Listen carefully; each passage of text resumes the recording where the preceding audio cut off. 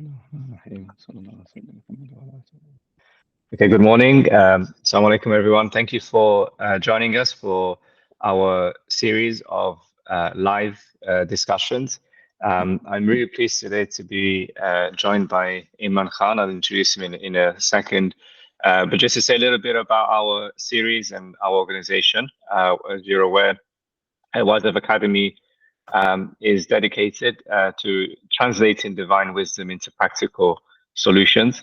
And we have a series of face-to-face workshops across the UK, Europe, and also other locations in the globe. And we also are trying to deliver the content in an online platform. And this medium really helps us to just discuss and showcase some of the challenges that we're trying to address through our workshops and our trainings. So we're very happy to host you all, and we look forward to having this conversation and sharing some thoughts around the topic today, which is toxic relationships. And I'm really happy to introduce Imran, who is currently a city professional. He's a chartered accountant with over a decade of experience in some of the largest firms, the Big Four in the UK, as well as investment banking and other sectors. Currently, he's transitioned to risk management. So he's currently a senior manager at the London Stock Exchange since 2019. But very importantly for this conversation, he's also invested time and efforts to qualify as a registered counsellor. So he completed a diploma in counselling and also has continued to share this practice and counsel people from different communities and help them overcome many personal mental health challenges which they may be facing. So really happy to have his insights and his thoughts on the topic today. So I'll just be facilitating, as mentioned. Feel free to ask questions on the chat, and I'll pass them over to Imran. So Imran, welcome. Where are you joining us from today? I'm joining from a sunny Luton, actually. And then we'll be heading off to Birmingham, funny enough, later. So for a semi-busy day, I'm not doing more speaking, thank goodness. But alhamdulillah, yeah. And Tasif, you might want to share where you're joining from as well. Actually, it's probably even sunnier. Yeah, it's definitely sunnier than Luton. So I'm based in the Middle East. So I'm currently sitting in Doha, in Qatar. So it's not as warm as it should be, as many of you may have seen. There's been quite a lot of storms and rains in the region. So summer has been delayed, but it's still mid-30 degrees Celsius, so pretty warm. Can't complain too much. I think we'd be lucky if we scrape that. But coming out of a cold spell here, but alhamdulillah.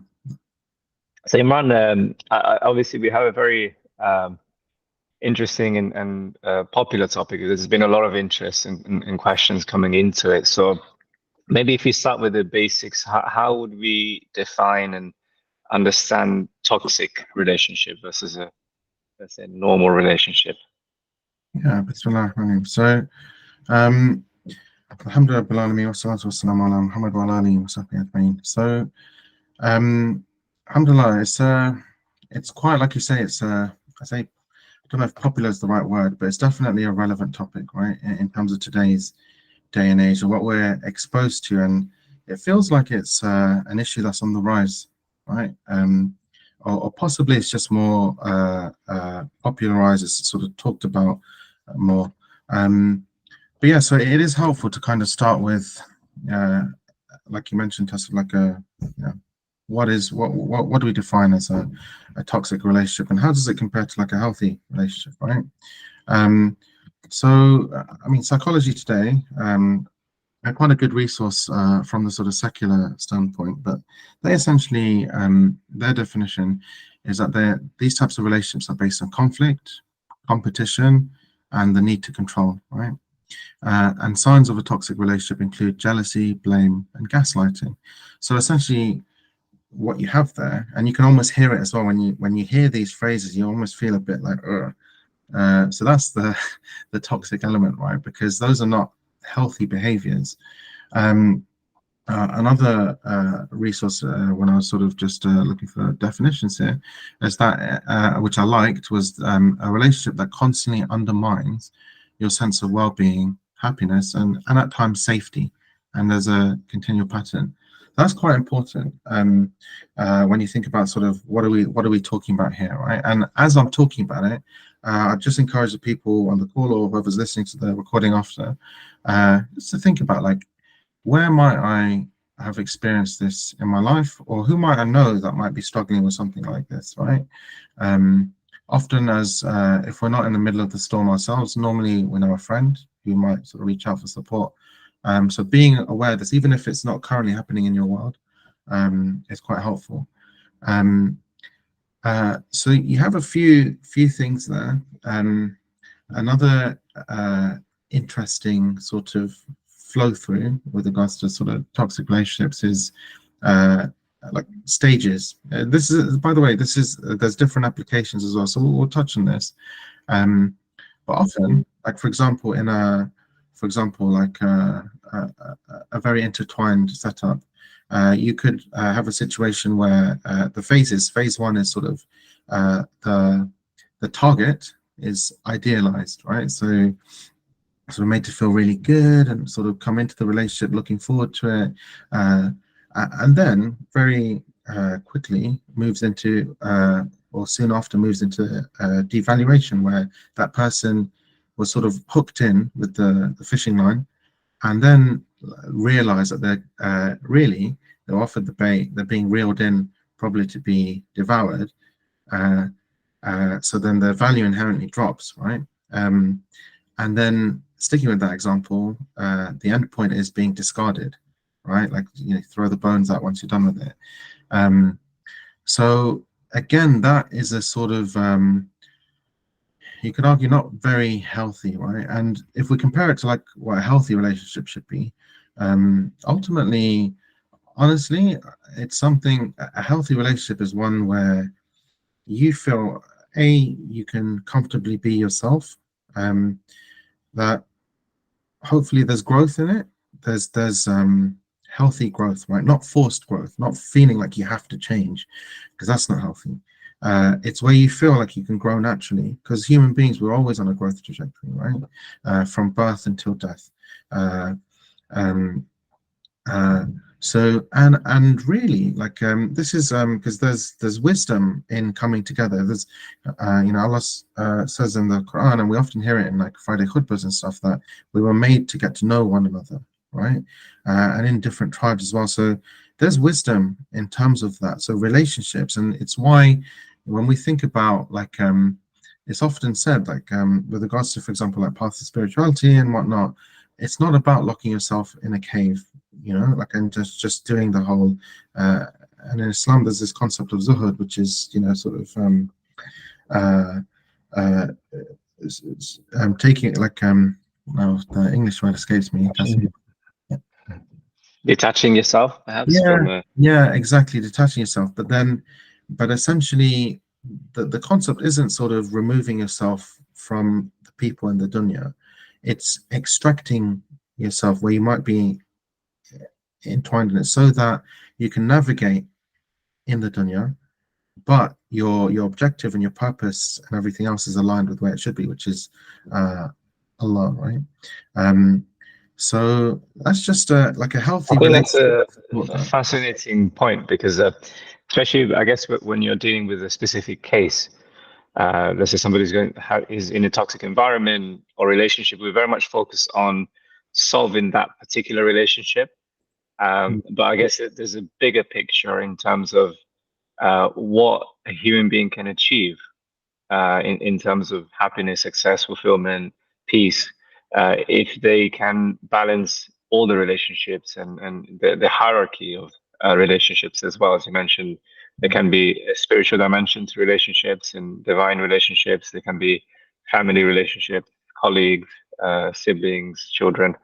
So I think that's a wonderful point, which is a healthy relationship is one that really nourishes us and helps us, not just for our own sake, but for the sake of the community, the society, and the world. So I think it's a very beautiful point. But just to pick up on a couple of things, you mentioned. So firstly, maybe even if you can share, generally speaking, from your experience in counseling, what are some common examples of toxic relationship that people are suffering from?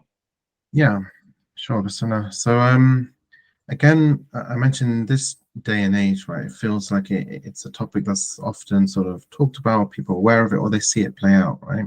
Um, and oftentimes, like just to reel off examples, and if anyone else has any others, feel free to put it in the chat as well.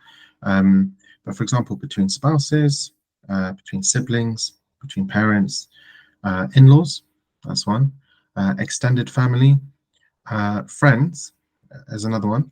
And even here's one that you might not have thought of, but with yourself, right? Like through sort of negative self-talk, or even satanic, like waswasa, right? Like sort of whisperings that sort of formulate into thoughts and sort of anchor themselves into beliefs, right? Which is quite dangerous. So those, I would say, and I kind of just rattled through a few, but what you notice about the ones I just mentioned, 80 to 90% of that group is within the body of family, right? Whether it's family by blood, whether it's family by marriage. And again, it's interesting because marriage is something that's encouraged, right, in Islam, and Allah's wisdom is there, and the sunnah of the Prophet ﷺ was along this line as well, right? Obviously, for those who can and are able. But again, what it does is it opens the door to human relationship and to learn lessons that you wouldn't be able to learn just by yourself, just sitting in a cave, right? So, and by extension of that, by being in relationship, there are tests, right? Nobody says it's easy. But at the same time, whenever there's a test, there's an opportunity to pass that test or fail that test. So again, where the toxic traits then start to play out, because everyone has family, everyone has parents, right? Let's start with the basics. And not everyone has spouses and whatnot. People have friends, etc. But now, so that doesn't mean that the relationship in and of itself is toxic, but it's then what features in there, what kind of contributes to a toxic setup, right? Because there's something that can underpin these things, right? So often it's in the realm, particularly in family setups, it's in the realm of expectation, right? So expectations sort of manifest, and then essentially what happens is that a natural relationship that Allah has created, because it concerns family, these are the bonds that it's interesting that you didn't choose, but Allah chose for you. So imagine that it's like something Allah gave you, and anything that you receive, like if we, for example, if tomorrow, like you have a family member who's turning 100 and someone received an invitation from the king, like, yeah, you've turned 100, because that's what they do in this country, in the UK. Someone would really value that, right? Because they received it from a noble person. It's a rare thing. Likewise, this is just an analogy just to help us understand in our human faculties, right? Likewise, Allah's gifted us the relationships that we have. And I'm talking here about ties of kinship, blood bonds, because that has and in last week's podcast with Harun, he mentioned that there's Islam has a hierarchy of connections, right? But that the highest connection is one sort of blood ties, and often, for example, we have references in the Quran, like relationship with one's parents, and then sort of rights upon family members, etc. And then obviously friends and company is there as well. But again, it doesn't. That's an important distinction. I think when we're preparing to talk about the topic, we can survey, let's say, social media and kind of what's being presented. And I would say the vast majority of discussions about toxic relationships are around romantic relationships. So the discussion is focused very much on romantic relationships, and then the minority maybe content that we can find is around toxic workplaces or bosses, and some sort of power dynamic that kind of happens. And when I reflect on it, I think part of it is because in the general society, if you don't like your parents, you don't like your siblings, you just cut them off. And like I have, we have many colleagues and friends perhaps who haven't talked to their brothers or sisters in years, and maybe they only see them in Christmas or maybe once a year or twice a year, and I think that the added pressure perhaps or added test for us is that that's not an option for a lot of communities, and actually maybe that's what sometimes forces people to remain in toxic relationships. And just say, what, it's my duty. I have to look after my father. I have to look after my uncle, auntie, but they're destroying your mental health, your well-being. So, what do you say about that, and how do we balance that? Yeah, that's a really good thing you've highlighted there, Tasif. And often, right, like like the people caught in the middle of this in our setup, right, it tends to be well-meaning individuals who are just trying to be good Muslims, for instance, or just trying to fulfill the rights and like mindful of what Allah will think of them and things like that. And you have that, there's innately within us. But this is why, like the bond, these blood bonds are, Allah gives them relevance, because deep down, when these bonds are lost, you feel it as a human being, right? Compared to, like, you'll feel it to an extent with a friend, but friends we can kind of get over. When it comes to like a family tie that's broken, whether it's between siblings or parents or or others, you feel it, right?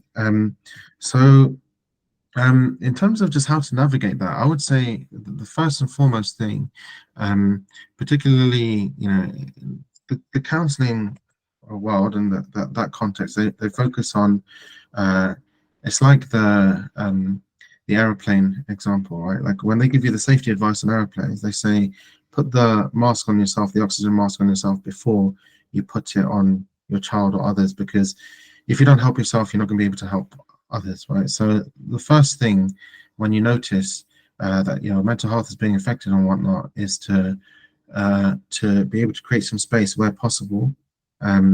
And space is defined by there's various dimensions to that, but first and foremost, create some space for yourself so that you can gain some perspective, because when you're in the middle of the toxic interaction, that's perspective is taken away, right? You're kind of, and your whole world starts to sort of close in around you, and you kind of think that, oh, I can only see sort of one outcome, right?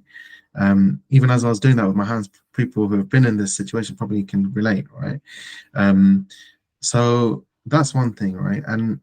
And so last week, because we in the seminar Harun ran, he mentioned that there's 3 types of distance a person can create to kind of gain a bit of perspective with regards to toxic relationships. So one of them is physical distance, right? That's the obvious one, like where people can't handle it and they say, I just need a breather, I need space.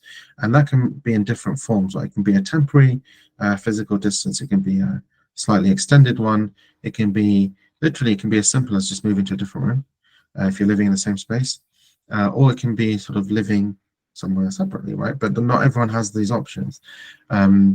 So in this, but generally speaking, some degree of, because when you're in close proximity, there's a fallacy, right? And you have to realize often it's the one pulling the string, well, not pulling the strings, but behind the scenes, the shaitan is working overtime to break relationships, right? And he does it through his, what I call his incredible superpower of whispering.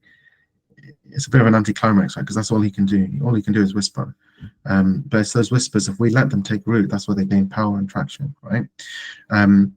So often the fallacy is put 2 people together and push them closer and closer, make them think that they have to be next to each other to fix up and to patch up, and that's the only way to do it. And then, oh my God, no, if you want space, no, like as in, what are you talking about? That means you hate me, like you don't want to work on the relationship, etc. And that's a fallacy, right? Like, but like that sort of space should be used like sensibly, and obviously not everyone's able to do that, right? So sometimes people will need support in order to carve out that space, right? And that's important. That's physical distance, and this is they go into a lot more detail in this in the the course of Yes, the yeah. seminar that's being run next week. Exactly. I think that that's the important thing because each situation, as you were speaking, I was thinking, maybe somebody is uh, living together with a person, but another toxic relationship could be in the workplace. So Yeah, each one's different. So it's actually, I think what's exactly. nice is in the seminar we covered the kind of core principles and skills Mhm. that you need to be able to then apply to your own life and see kind of where you can move forward. And Exactly. then, what do you think the role of maybe mentorship or counseling can be in this type Yeah, of so situation? that's a good question. So you mentioned like people have specific situations, right? So for example, like a talk like this, we'll go through some general advices that maybe there's benefit in it, inshallah, but like like as in it won't be specific to everyone, and some people have like specific needs, and that's where having a reliable person to reach out to get advice on your specific situation can be helpful. Obviously, always be mindful that anyone who's giving you advice, um, ultimately you're the person who has the full details of your situation, right? So they can only provide something, and you have to weigh up if it's sensible and safe for your situation to enact, right? um, and if you need support in order to enact it as well, which the advice might not sort of contain. So that's one thing. Um, and yeah, so that I think that's helpful. Like so, like you mentioned, that the mentoring or the counselor can then sort of has a role.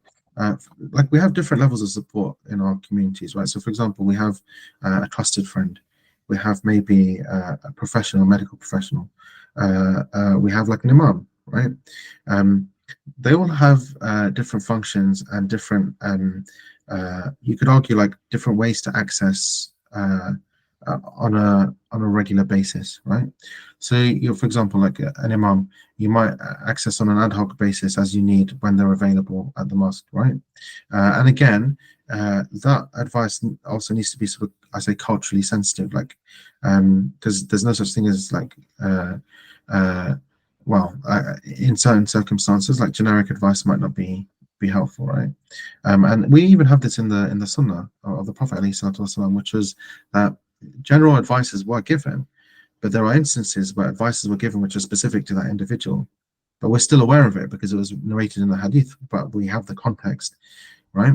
So that can be the sort of so just being mindful of that. That can be one form of help, but it's access on an ad hoc basis. A counselor can be accessed on a regular basis, right? And again, it could be a paid relationship, for instance. So then there's a framework there. It's like almost like a commitment and a structure. And it again, some people might need it. They might need like a weekly touch point. Like the traditional counseling model in the UK is like weekly touch point for like an hour. And not everyone suits weekly. Some people, and for financial reasons, they might want to do like fortnightly. Other people might want to access a coach, right? A coach might be sort of less of a frequent touch point, like you might like once a month. And there's slightly different to a counseling relationship in that a coach will go down the sort of trial and error route. Try this, see if that works. If it doesn't, iteratively like improve and change and see what does work for you. But the counselor will sort of take the sort of okay, let's explore together, let's work together. It's a bit of a slower pace, but there's potentially more space to deep in to dive into maybe some issues which are sort of you're deeply holding, right? So they all have different sort of relevance. What And would you say? Because sometimes, especially when it comes to, let's say, general relationships, let's say with the in-laws or with the family, siblings, if you were to suggest it in the look, you need some third party, somebody to help you. People might, at least in my experience, many people have said it's not that bad, that I need to go to counseling because it's seen as something which is yeah, really extreme, right? yeah, But what would you say to that? And yeah. So I would say, first of all, again, just when you say it's not that bad, I remember what I said earlier. That one type of toxic relationship is with yourself. It's the type of negative or the type of talk that you tell yourself, right? It's not that bad, really. Like, so, and I'm not saying it is. It might not be bad, right? And that's cool. Because by the way, the thing I didn't manage to say as well is counseling is not for everyone. It doesn't work for everyone, right? Likewise, coaching isn't necessarily appropriate for someone who needs counseling. Or Islamic advice might not be suitable for someone who might not, they identify as Muslim, but they're not sort of fully engaged with it, which is, each to their own. So like, you need to find the appropriate type of advice, so to speak.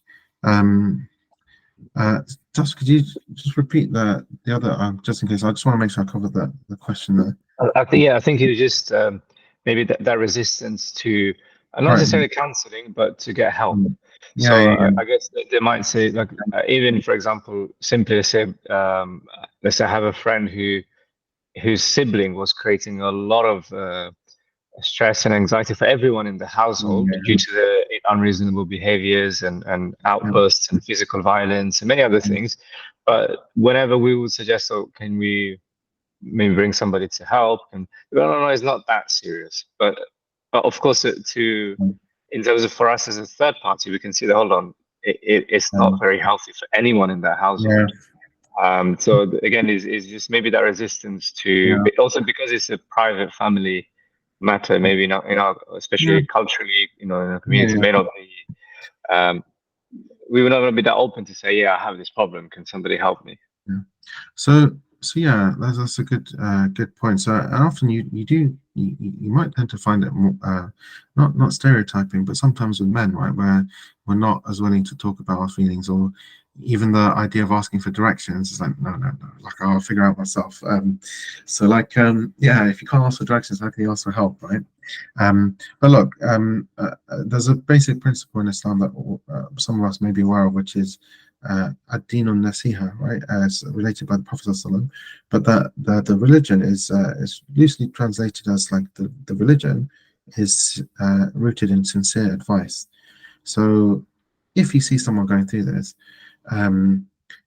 another helpful concept is the believer is the mirror of the believer as well. So and I often say that's one of my favorite analogies for counseling, right? Because I often say like a good counselor is a good mirror, right? So someone may be focused on like a zit on their face, and those who know me have heard this analogy before. Like, oh, I've heard this before. But like imagine you're focused, so the person's focused, oh my god, I look so ugly, I have a zit on my face, oh, what am I going to do? That's all they're focused on. But the helpful friend will sort of gently guide the mirror and say, have you noticed like the rest of your face? And like you're more than just the zit, right? But in the case of a friend advising another friend, it requires tact. This is really important, because tact is important because sometimes you come from a sincere place, you want to help.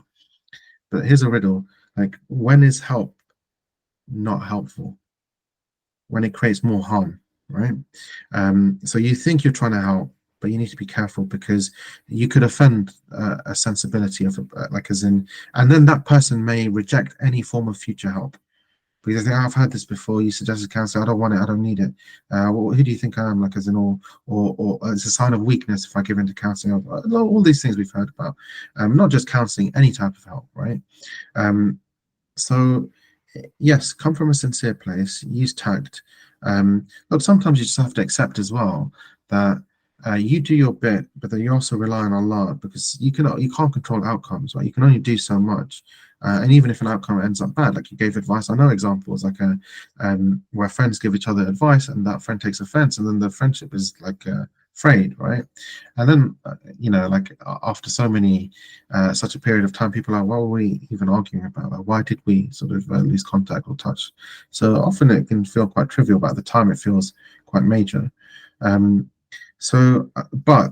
another thing just to add, so there's one place of trying to give advice to someone else, and often, really and truly speaking, like you can only really help someone when they recognize the need for help themselves, right? And if they don't recognize it, that's with them, and you can make dua, right? You can make dua that Allah sort of opens them up. We should never doubt the power and ability of dua, right? And often we do, right? We don't realize, but subconsciously we're putting limitations on Allah subhanahu wa ta'ala when we think, I'm making dua, but will it be answered? Well, I'm not sure. Because is this really possible to help this person? I don't know. But you have to remember, like we're told that, like this is where like this negative self-talk, right? We're taught that in a saying of the Prophet ﷺ to nearest meaning that Allah is as we think of Allah, right? I think I had it. Let me see if I had it actually, because I remember I was just reading up beforehand, and it's actually a really beautiful. It's a really beautiful hadith. I'll read the. It's in Sahih Bukhari, but I'll read the. If I can, Tasif, because I think it's quite a beautiful Okay. hadith. So it was narrated that by the Prophet ﷺ that Allah says, "I am just as my slave thinks I am." Um, uh, and I am the context that's given there is I am able to do for this person what he thinks I can do for him, which is essentially not to read too much, but essentially we should be careful of the limits we place on Allah, because nothing limits Allah's ability, but it's almost we can put a limitation on ourselves. That's the toxic thing we might do for ourselves. And it goes on to say, I am with him if he remembers me. So there's Allah relating this. And if he remembers me in himself, I too remember him in myself.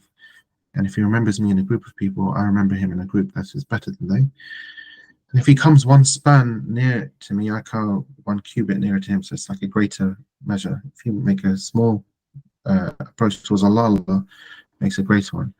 And if he comes one measurement nearer to me, I go a distance of two outstretched arms nearer to him. And if he comes to me walking, I go to him running. So I just want to relate the whole thing there, because it shows, like, it's amazing, because like within that hadith, it teaches you how you should think about Allah. It says first and foremost, this is what you may think, and this is, you're setting yourself up to fail if you limit what you believe Allah can do. But here's what Allah can do. Allah does do, right? It's all packed within that hadith, and Islam is a religion of hope, right? It's not hope without basis. It's not hope without grounding. It's hope steeped in reality, anchored in reality. You have loads of self-development gurus out there trying to find out the meaning of life and how to navigate relationships, and selling you hundreds of thousands of dollars worth of courses. It's all there. It's all there. We have it. Allah provided it to us. We just need to turn our attention towards it and shifting our focus, shifting our perspective. It's one inroad into dealing with toxic relationships, because often it's the perspective that's taken away from us, and that's also why Islamically, if you want to look at what's a toxic relationship Islamically, it's one that takes you away from Allah, right? It's one that might force you into doing. You might even adopt the toxic traits yourself, because you're trying to teach the person a lesson, or you're trying to get one up on them, and you are literally lowering yourself, and it's like a race to the bottom, right? And that's the vicious cycle now, right? Because a lot Yeah. of people who experience toxic relationships, they experience them from a person who themselves may have gone through a traumatic experience or an abusive relationship, and that kind of is like a vicious cycle, because but it's a very beautiful reminder that sometimes we may feel like we cannot help or control people, because of course we cannot, but actually we have a bigger outlet, which is turning to divine power and divine source to really help us through the difficulties. Imran, if I may, there's been a question which I just noticed. So this is actually a really interesting one, which is around relationship transitions. So toxic relationship can be born out of someone not being able to balance between a new relationship and an old one. And obviously, the typical example is of the mother and mother-in-law. So when a mother becomes a mother-in-law, this is maybe an example where you have a relationship transition, and maybe through jealousy or other kind of thoughts and negative kind of thoughts that can develop into toxic. So how do we navigate this? Yeah. Cool. Again, an excellent question, very relevant to a lot of people, right? And what I'd say there, right, is when a relationship evolves, right? So, for example, you have a relationship with your parents, and then suddenly, someone comes into the family. have another relationship, and then those existing relationships have to interact with each other, and then it doesn't stop there. You could have children, and then there's a new relationship that's created, right? So you have layers of relationships and the people you're connected with and their connections with each other, right? And you are in the middle of that, right? And you have to navigate that. So how do you do it? I would say it's often helpful to just bring it back to basics, right? So just to know that, okay, at the end of the day, this is my parent, for example, and by the way, I'm giving generic advice here because people have specific situations, but for example, I have a relationship that's often, by the way, like a big portion of that relationship you don't remember because you were a child, right? Um, uh, and one would like to help in the absence of abuse, right? Because we're not talking, abuse is separate, right? Abuse is, we need to carve it out. Where there's abuse, I'm not talking about just in parents or anything like that, but any type of family marriage as well.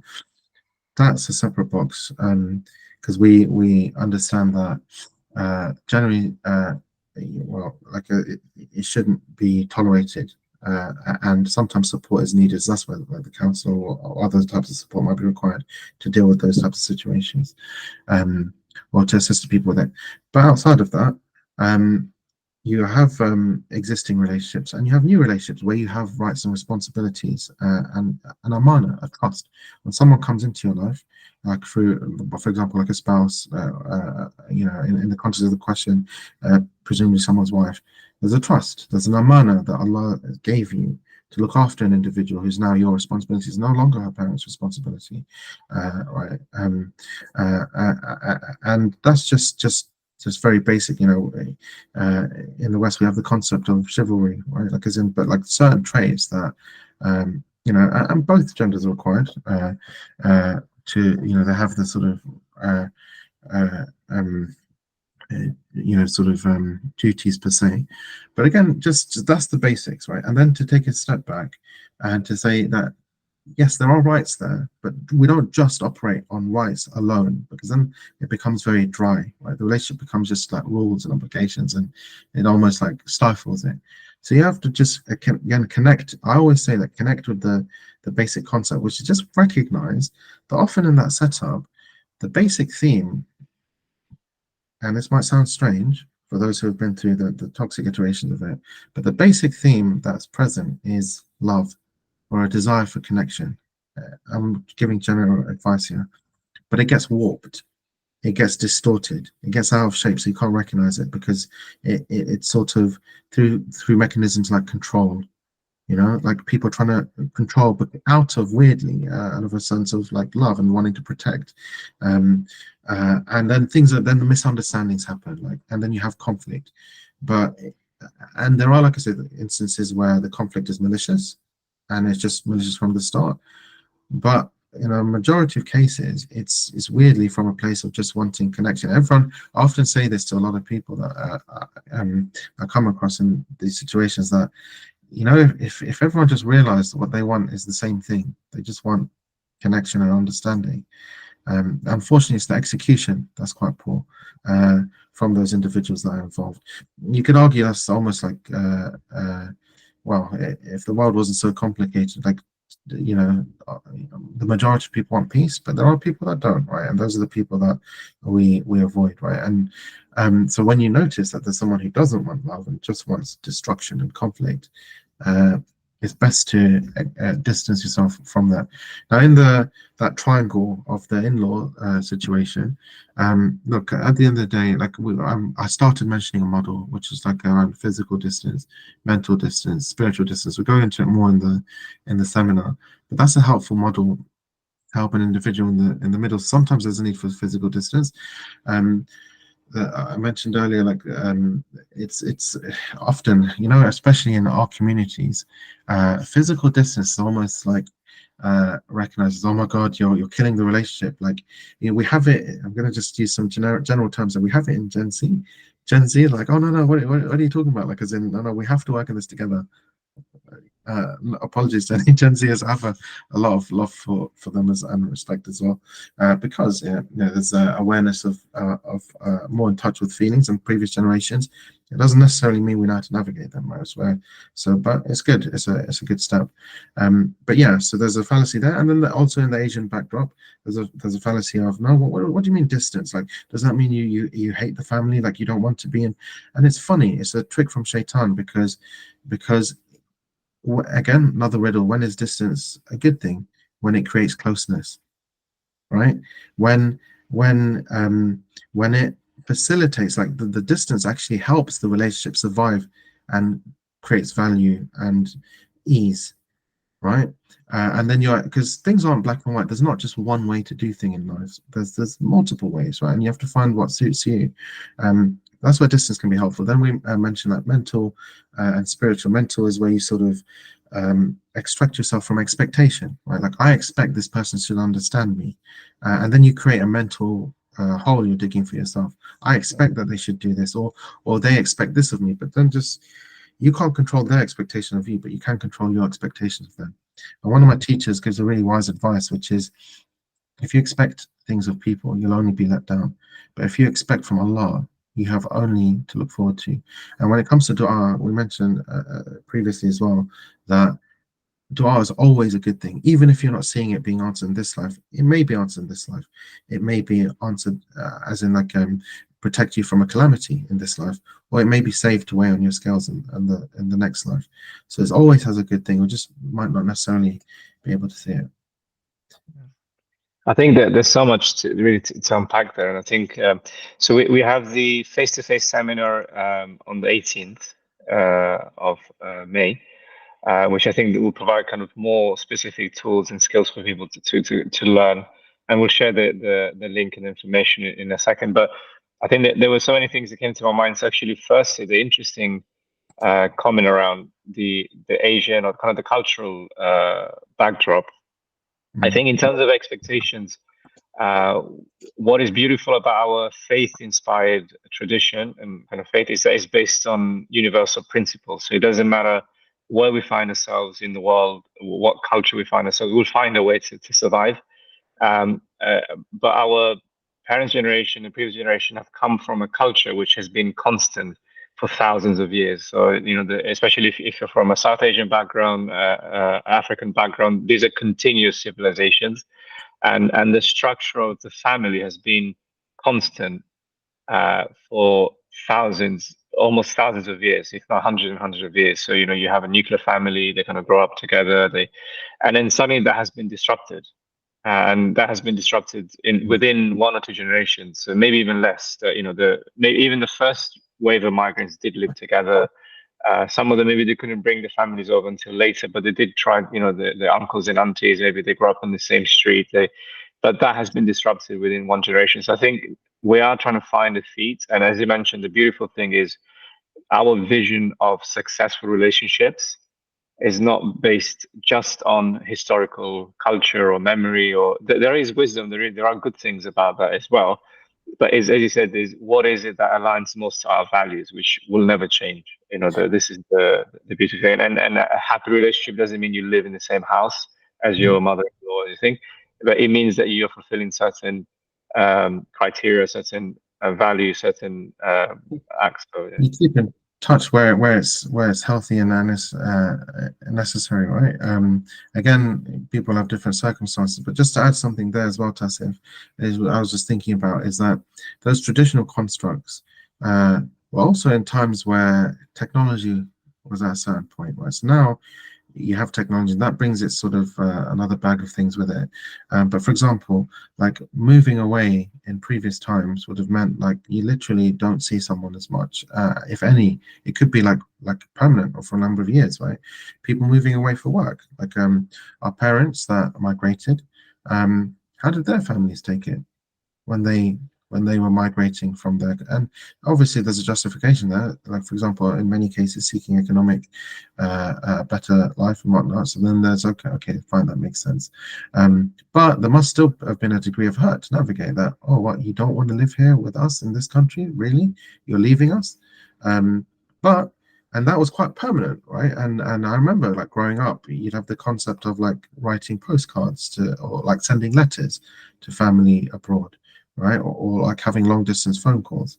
But now, you know, we've gone past like the times of Skype. Like now, sort of, the click of a button. The HD WhatsApp calls with Yeah, any yeah, pretty much anywhere in exactly. the world, right? Where So, it's not blocked. Yeah, yeah, exactly. Right. Like but it or like, also opens up other ways in which you can create conflict, right? So, yeah. what did you write Yeah. this? What did you send me that? And yeah, Well, so this this is is why. another. So technology again, it helps facilitate connection, which is why the whole phrase "social media" is that it's social media that's intended to create social connections, right?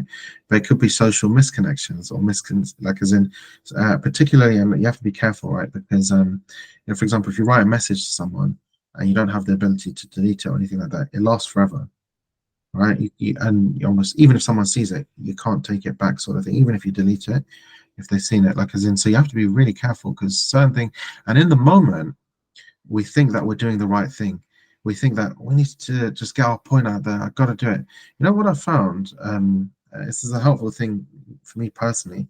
If you're bursting to tell someone something because you want to correct them and you just feel like I've got to tell them, I've got to get my thoughts out, it's killing me. I've got to just put it on a text and just send it to that person so they get a piece of my mind. Um, um, Often, when we take a step back, how often does that actually achieve any real change? If it's particularly if you're trying to sort out something by text message, probably not, right? Um, you might feel better for having done it, but then how long does that last? Then you might regret it afterwards. There's an interesting technique of, I mean, counselors call it journaling, but you can just write a text to yourself, and as if you're going to send it to that person. Send it to yourself. Come back after a few hours, see if you still want to send it, and you may or may not, or you might want to send it in a different form, or you may not want to send it at all. But that's one I way think to that's navigate. a very helpful tip because a lot of the times, especially some individuals may feel like they cannot speak at all, especially in some environments. I think, and Yeah. then keeping the emotions bottled up makes it even worse, and sometimes affects their health physically, of course, mentally, and otherwise. I think it's a really helpful way to, it's like a way to get it out of the system, but without harming or escalating the situation further. And you mentioned journaling. I think that's also a bit. There's a lot of studies that prove the effectiveness of just writing your thoughts out and not necessarily sharing them, but just writing them out. Yeah, exactly, that's fine. And really, like the simple concept here is reframing. Basically, like getting perspective on your situation. And look, some toxic situations are they need immediate support. I keep reiterating that. But others, like the first toxic barrier we may need to overcome is like, what are we doing? For example, particularly where trauma is involved, for instance, you have to be really careful of, yes, there is trauma, and often it can be inflicted by other individuals in the majority of cases, and that creates, like a traumatic response and reaction. There is also the concept of re-traumatizing oneself, right? Like where you could potentially reenact in your mind the traumatic situation and almost do that to yourself. And that's, again, trauma is a specialist area where you need specialist support sometimes. But just being mindful of that, like, and again, just redirecting our, we say it in prayers, right? As well, there's one line. That how often do we pay attention to it? In Surah Fatiha, Ihdina Sirat al-Mustaqim. Well, that's to guide us to the straight path, but also it's also said that within that surah, that you alone do we worship and you alone do we turn to for help, right? And we repeat that. It's the surah that we repeat in every prayer. How often do we think about that? And it's interesting because Islam's not like an airy fairy religion, or just like, we just rely on Allah and that's it. There's a balance. We tie down our camel, we make our effort, and we rely on Allah. But there's also a fallacy to our mind, which is that by relying on Allah, what you're doing is you're actually creating ease for yourself. You're actually lifting a burden off yourself. You still are engaged with the situation. You still have things to do to navigate it. But the concept of, like, Allah wants ease for us, right? And you access that ease by turning to Allah. And then it's like you only have to do so much. The rest is with Allah. And if you trust in that, back to that hadith I mentioned, Allah is as you think of Him. If you think well of Allah, you're going to access, inshallah, a lot of ease. And there is I'm not a Quran scholar. However, there's one verse that always strikes me in the Quran as absolutely probably one of my most favorite verses. It's in Surah Shahr. But the English is, so surely with hardship comes ease. Surely with hardship comes ease. I said it twice, not because I felt like saying it twice, but because it is said, it's back to back, it's repeated in the Quran. Allah says something and then repeats it back to back, as if to like reinforce it. Hey, if you didn't hear it the first time, hear it the second time, and Allah's the one that's telling us, so you really should be paying attention to this. That it's amazing, right? Like as in, there's a lot of, I said I'm not a scholar, but there's a lot of commentaries on this verse, right? In terms of like the way it's structured, why it's repeated, why it's a verse that's said side by side, like one verse and then the other, pretty much almost identical, bar like one word or something. But also within that that verse, they say that when you look at the Arabic of the way that words are constructed, that فَإِنَّ مَعَ الْعُسْرِ يُسْرًا إِنَّ مَعَ الْعُسْرِ يُسْرًا. The way hardship is defined is said that it's a singular phrase, so it's confined, it has a limit, right?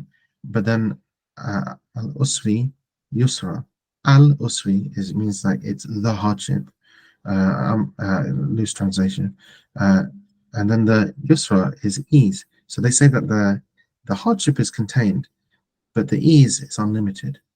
It's not contained by the grammatical construct of it, and there's hidden meanings and miracles within that, and everything's intentional, and we draw our own lessons and relevance from it. But that's one of my favorite verses that gives hope, rooted in Allah's promise as well. So it's not just, there's a beautiful balance in Islam that other modes of being have not been able to synthesize or replicate. I think that's a wonderful, wonderful place to bring our discussions to an end. Unfortunately, we're just running out of time, and I'm sure we could carry on much longer. But just to bring it together, so we've discussed some general concepts around toxic relationships, and there's been lots of very helpful tips, advice, even mindsets on how we think about the topic.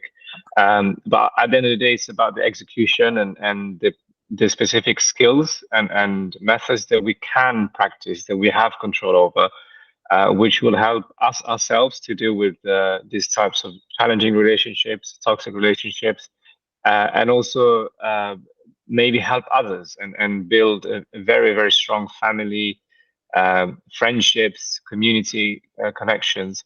So this is really, let's say, an underlying skill of this is what we'll be teaching in the workshop that's coming up on the 18th of May, which is the coming up weekend in central London. So it's a face-to-face workshop where we'll be looking at one of the foundational skills to really, really nourish healthy relationships is the art of forgiveness.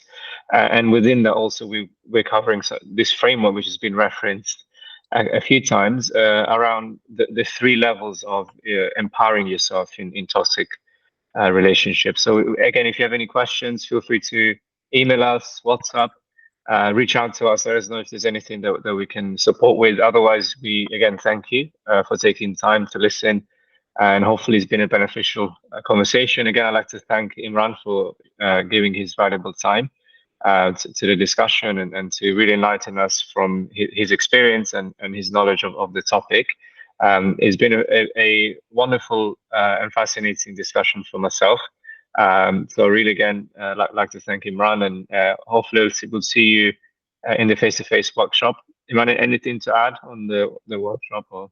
No, alhamdulillah. Just firstly, also just Tasif, thanks for like sort of hosting and steering us through the discussion. It's always that's the role of the host can't be underplayed there. So just like and yeah, just honestly, like the one thing I'd say, if you're thinking about is this for me or not, again, obviously, not everyone is able to make it in person, but where you can, like, the thing I'd ask is, you know, forgiveness as a mode, you know, it's the one quality of Allah that is repeated, you know, when we say Bismillah ar-Rahman ar-Rahim throughout every surah. And so it's the one thing, it's almost like, again, one of these hidden messages. Allah wants us to understand how to forgive. And when it's the art, it's an art, right? So when you access it, you learn to access it, not just for giving it to others. One beautiful thing that was mentioned recently was that when you forgive, you benefit yourself, right? So if you just want to learn how to benefit yourself at the very minimum, it's a beautiful art. And it's such a fantastic way to overcome pain, which we all carry and hold. Thank you very much. We thank you. Have a wonderful rest of the weekend. Subhanakallah wa bihamdika. Take care. Assalamu alaikum. Wa alaikum salam.